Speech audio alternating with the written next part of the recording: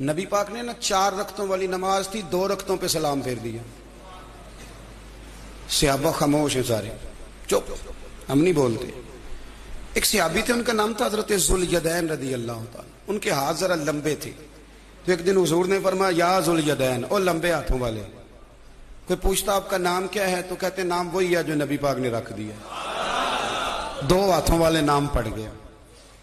باقی سارے لوگ خاموش بیٹھے ہیں، کوئی نہیں بولا۔ یہ ذرا سادے آدمی تھے، بولے، لیکن بڑے ادب اداب کا خیال رکھ کے بولے، اٹھے، بات ساری اللہ کریم پہ ڈال دی، کہنے لگے یا رسول اللہ، اللہ نے نماز چھوٹی کر دی ہے یا اللہ نے آپ کو بلا دیا ہے؟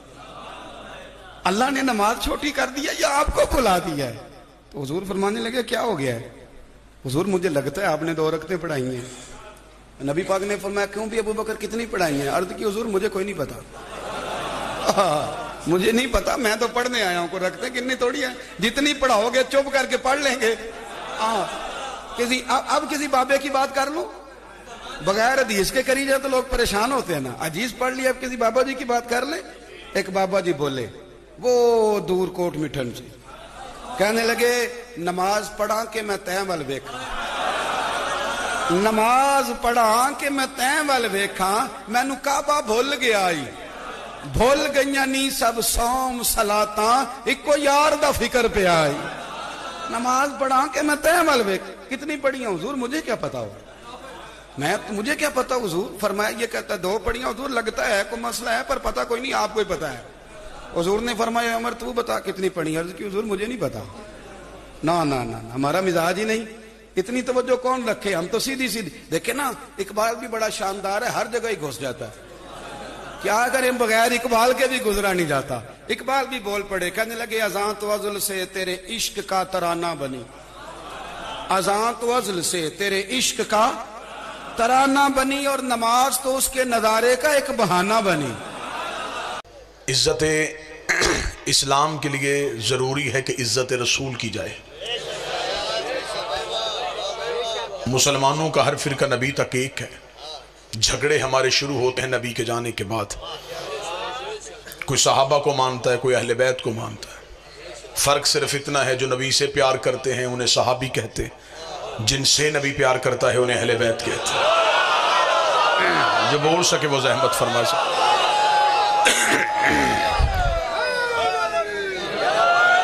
جو رسول کو اٹھاتے رہے انہیں صحابی کہتے ہیں، اور جنہیں خود پیغمبر اٹھاتے رہے انہیں اہل بیت کہتے ہیں۔ جھگڑے ہیں نبی کے بعد، نبی تک ہم سارے ایک ہیں، اور مذہب اسلام کی عزت پوشیدہ ہے رسول کی عزت میں۔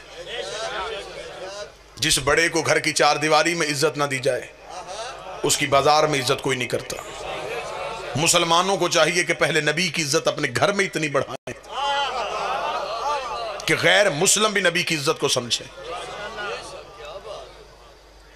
آج ناموس رسالت کا بل پاس ہو، سب سے پہلے ہم شیعہ اس کی تائید کریں گے۔ عزت رسول پہ کوئی شیعہ سمجھوتا نہیں کر سکتا، ناموس رسالت پہ ہماری جان بھی قربان، لیکن ہمیں پہلے یہ طے کرنا پڑے گا کہ گستاخ رسول ہے کون کون۔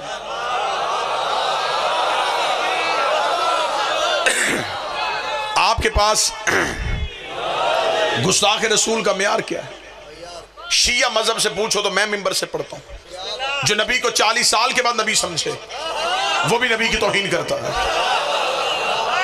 جو رسول کو دائی کا دودھ پلائے وہ بھی رسول کی توہین کرتا ہے، جو نبی کو جبریل کا شاگرد سمجھے وہ بھی نبی کی توہین کرتا ہے۔ ہر گستاخ رسول کو سزا ہونی چاہیے، چاہے وہ گھر کا ہو چاہے وہ باہر کا ہو۔ عزت رسالت پہ کوئی سمجھوتا نہیں۔ ہمارے عقیدے کے مطابق نبی پہلے دن سے نبی تھے، 40 سال تک چپ رہے۔ اگر کہتے میں نبی ہوں تو نبوت کا گواہ لاتے کہاں سے؟ جو قریب بیٹھو یہ زحمت فرما۔ اگر کہتے میں رسول ہوں تو رسالت کا گواہ کہاں سے لاتے؟ کیونکہ رسول نے آ کے یہ نہیں کہا کہ میں مکے میں آ کے نبی بنا ہوں۔ رسول کا اعلان ہے کنت نبیا آدم بین الماء والطین، میں اس وقت بھی نبی تھا جب آدم مٹی اور پانی کے درمیان تھا۔ گواہ وہ چاہیے تو جو سامنے کھڑا ہو کے کہے کنت ولیا، آدم بین الماء والطین، यकीन, मैं उस वक्त भी वली था जब तू नबी था। 40 साल तक चुप रहे सिर्फ गवाही की वजह से कि अली आए और मेरी रिसालत की गवाही दे। जिसकी गवाही देने से रिसालत मुकम्मल होती है, उसकी गवाही छोड़ने से तेरी नमाज कैसे मुकम्मल हो सकती? रसूल ने कहा कि अली आए और मेरी गवाही दे।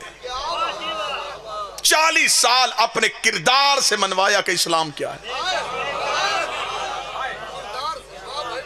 चले जो इस मौसम में जुबान हलाए वो मुझ पे एहसान करेगा। मैं जुमला बदलता हूं। 40 साल कुरान बन के दिखाया, फिर कुरान पढ़ के सुनाया। 40 साल तक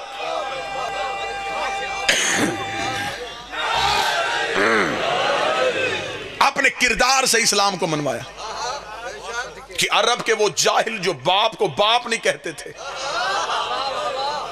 हमारे नबी को सादिक भी कहते थे, अमीन भी कहते थे। रसूल ने कहा, कुरैश वालों, अगर मैं कहूं इस पहाड़ के पीछे लश्कर है तो मानोगे? उन्होंने कहा कैसे ना माने, कह जो तू रहा है। रसूल ने कहा अगर जाओ तो लश्कर ना मिले, फिर तुम्हारा अकीदा मेरे बारे में क्या है? उन्होंने कहा अब्दुल्ला का बेटा, हम तेरा कलमा नहीं पढ़ते, लेकिन अगर पहाड़ के पीछे लश्कर ना हुआ तो हमारा अकीदा ये होगा, हमारी आंखें अंधी हो गई, तू सच्चा है। शिया मज़हब में अगर अकीदा रिसालत सुनना हो तो हम नबी को 40 साल के बाद नबी नहीं समझते, हम नबी को पहले दिन से नबी समझते। ये कोई एहतराम रिसालत नहीं है। नबी 40 साल के बाद नबी बने, बकरियां चराया करते थे, दाई दूध पिला के चली गई थी। दाई ने दूध क्यों पिलाया? वो कहते इसलिए कि अमीरों के बच्चे अमीरों की दाइयां ले गई थी। दरूद सारे हजरात मिलके बुलंद आवाज से पढ़िएगा।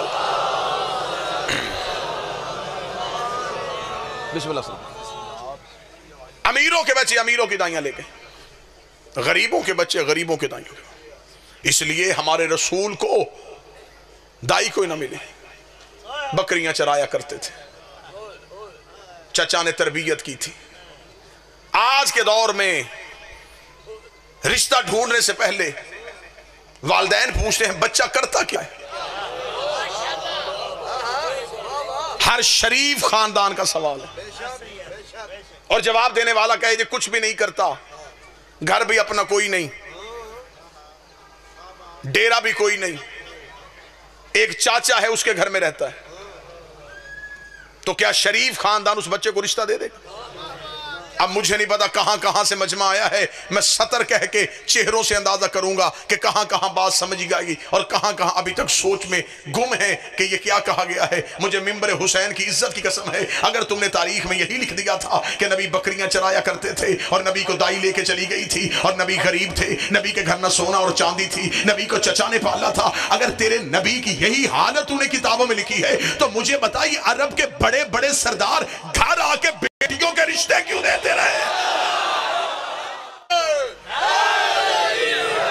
वो सैयदों की मां, वो बीबी खदीजतुल कुबरा, वो मलिकतुल अरब शहजादी, वो अरब की अरबपति बीबी, जब नबी के घर आई है खाली हाथ नहीं आई, दौलत के ढेर लेके आई, सोने की अंबार लेके आई। और तरीके इस बात की गवाह है, ये अरब के गुस्ताख नंगी तलवारें लेके नबी के दरवाजे पे आके कह रहे थे यतीम अब्दुल्ला हम तुझे कत्ल करने के लिए आए हैं, तू हमारे खुदाओं को बुरा कहता है। पर्दे के अंदर बैठी सैयदों की मां ने कहा था मौला तू परेशान ना होना, तेरी जूतियों की कसम ये जितने तेरे दरवाजे में भौंकने आए हैं ये सारे ही मेरे कर्जदार है, ये सारे ही मेरे नमकखार है। बीबी ने पर्दे के पीछे खड़ी होके आवाज से पहचान पहचान के कहा था और फलां इब्ने फलां बता, क्या तेरे बाप ने मेरा इतना कर्जा नहीं देना? और फलां का बेटा बता, क्या तू मेरे मजदूर का बेटा नहीं है? सब ने हाथ बांध के कहा बीबी गलती हो गई, माफी कैसे मिलेगी? फरमाया एक ही शर्त पे, मेरे मोहम्मद के कलमे पढ़ते जाओ, कर्जे माफ करवाते। फिर खुदा ने हुक्म दिया मेरा हबीब इनको दावत ईमान दो। अब मौलवी सर पे कुरान रख के बताए इस्लाम की पहली दावत किसके घर हुई?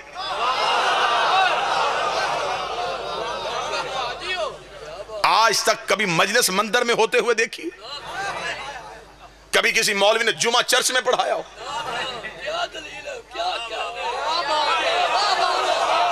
बादशाह हुसैन इज्जत अता फरमाए। इस्लाम की पहली दावत किसके घर हुई? अबू तालिब के घर। लंगर पकाने वाला कौन था? अली का बाप। 3 दिन मुसलसल दस्तरखान बिछाने वाला कौन था? अरब के बड़े बड़े सरदार किसके घर से आके खाते रहे? आम की पहली दावत अबू तालिब। लंगर पकाने वाला बाबा जी अली का बाप, इंतजाम करने वाला। छोटा मोटा दस्तरखान ही बिछाया था। जहां मक्के के सरदार आने हो, ऊंट ज़िबा किए गए। सारे बात सुनने के लालच में नहीं आए थे।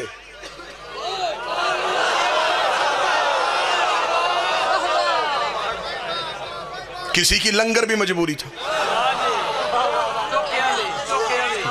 अरब में इतना अच्छा खाना इन्हीं के दस्तरखान से मिलता। लोगों का रश दस्तरखान बिछा है।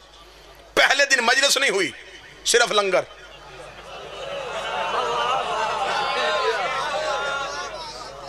लोगों ने खाना खाया। हाँ, इमरान क्यों बुलाया था? फरमाया कल फिर आके खा लेना।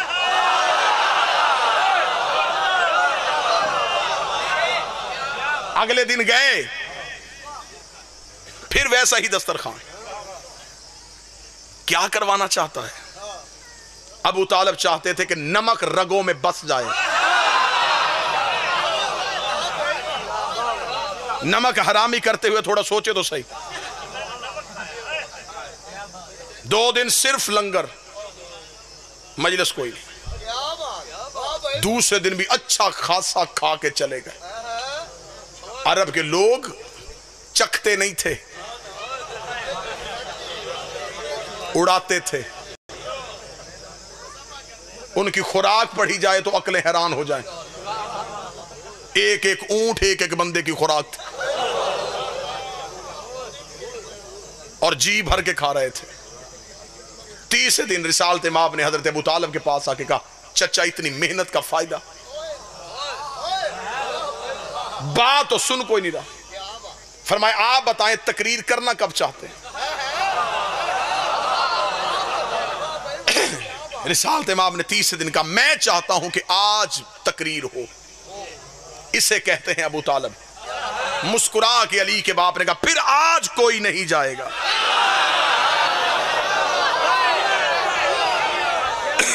फिर आज इनमें से कोई नहीं उठे। दस्तरखान का एहतमाम हो। तीसरे दिन फिर अरब के कुफार सरदार आए।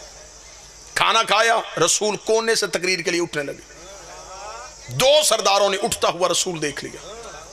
इन्होंने एक दूसरे को आंख का इशारा किया कि वो उठने लगा है। इससे पहले कि वो तकरीर करे हमें उठ के जाना चाहिए। सरदार उठे, अपनी अपनी अबाएं सीधी की, घर के बैरूनी दरवाजे की तरफ देखा। अली के बाप ने तलवार निकाल के दरवाजे पर रखी।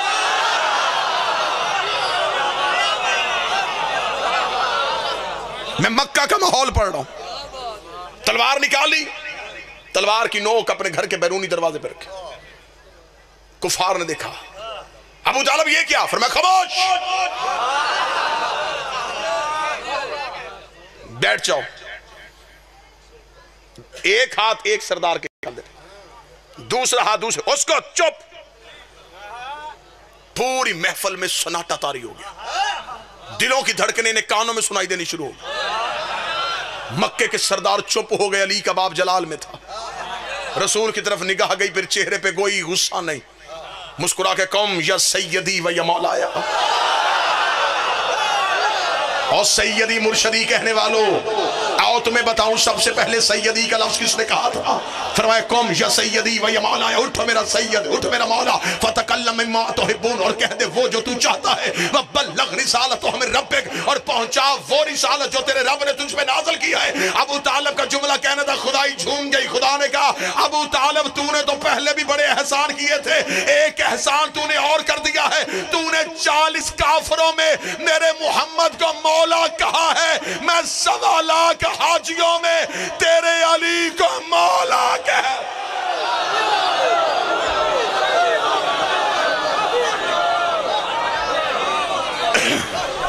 तूने आज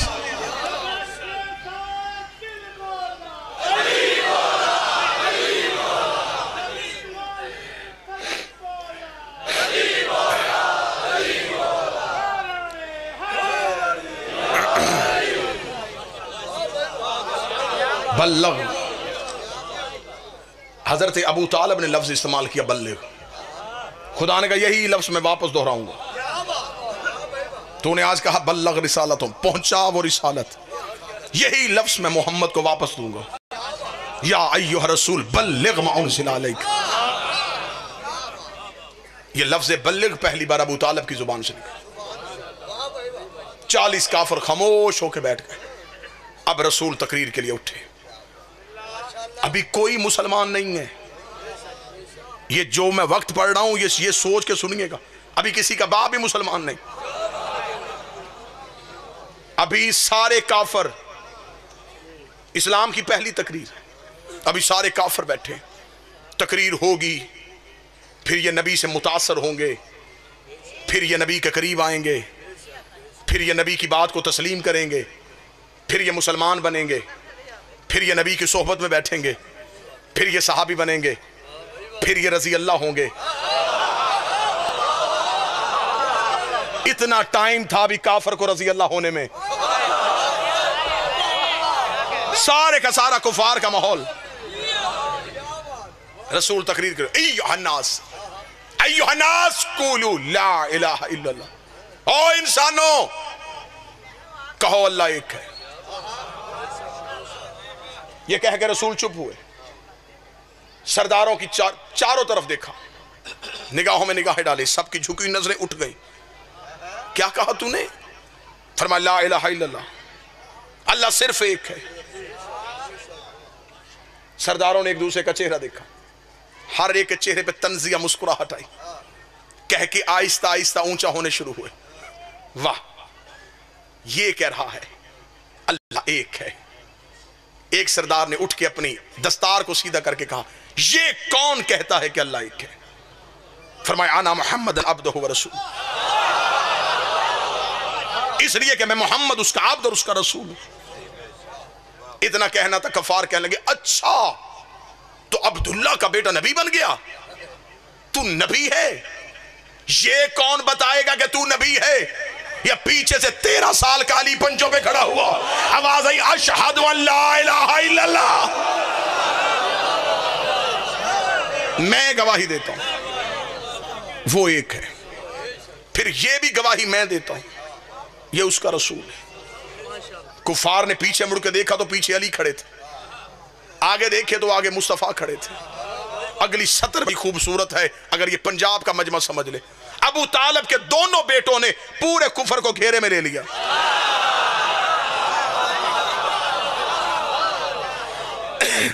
آگے دیکھے تو محمد رسول اللہ، پیچھے دیکھے تو علی ولی اللہ، دروازے پہ دیکھے تو عمران تلوار لے کے کھڑے.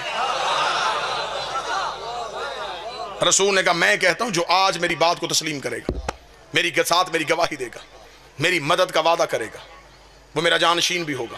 وَوَصِي وَخَلِيفَاتِ مِن بَعْدِي، میرا وصی بھی ہوگا، میرا خلیفہ بھی ہوگا. سب چپ. 3 دفعہ علی اٹھے. میں گواہی دیتا ہوں اللہ ایک ہے، میں گواہی دیتا ہوں تو اس کا رسول ہے. 3 بار جب علی اٹھے رسول نے کہا اگر تو نے 3 بار میری گواہی دی پھر میں بھی گواہی دیتا ہوں تو اس کا ولی ہے، میرا وصی ہے، میرے بعد میرا جانشین ہے، میرے بعد میرا خلیفہ ہے. 90 کروڑ مسلمان پوری دنیا میں کلمہ پڑھتے لا الہ الا اللہ محمد رسول اللہ. یہ کلمہ پڑھنا علی کی سنت ہے اور علی ولی اللہ پڑھنا نبی کی سنت.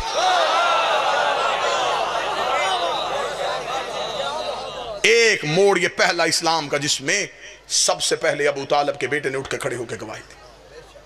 یہ پہلی گواہی تھی جو اسلام میں دی گئی. اسی گواہی کی لاج رکھتے رکھتے بیٹے کربلا میں آ گئے اور بیٹیاں شام کے بازار میں آ گئے.